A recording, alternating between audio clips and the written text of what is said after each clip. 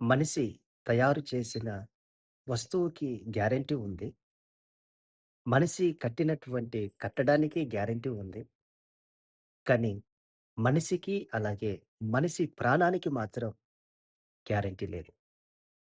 ఎప్పుడు ఏమవుతుందో కూడా అర్థం కాని జీవితాల్లో మనం జీవిస్తున్నాం.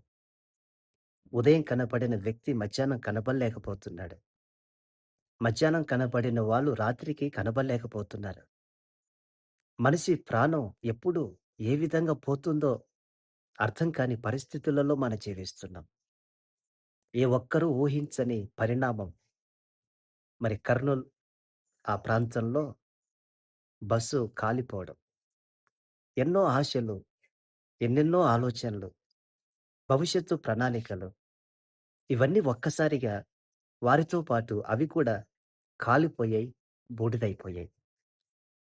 నా ప్రియమైన సహోదరి, సహోదరులారా! ఎప్పుడు ఆరిపోతామో తెలీదు. ఎప్పుడు ప్రాణం ముగిసిపోతుందో అర్థం కాదు. అటువంటి మన జీవితాల్లో కక్షలు, భేదాలు, కోపాలు, ద్వేషాలు, అసూయలు, పగలు, పంతాలు ఇవి అవసరమంటారా?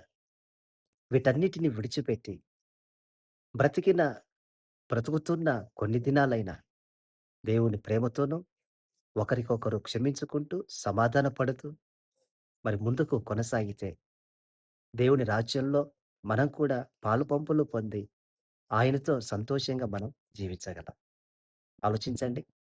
దేవుని ప్రేమతోనూ, సమాధానంతోనూ ఒకరికొకరు క్షమించుకుంటూ బ్రతుకుతున్న ఈ దినములలో మనం సుఖంగా, సంతోషంగా మనం బ్రతకగలిగితే అంతకు మించిన ధన్యకరమైన జీవితం మరొకటి లేదు అనే సంగతి వాస్తవం.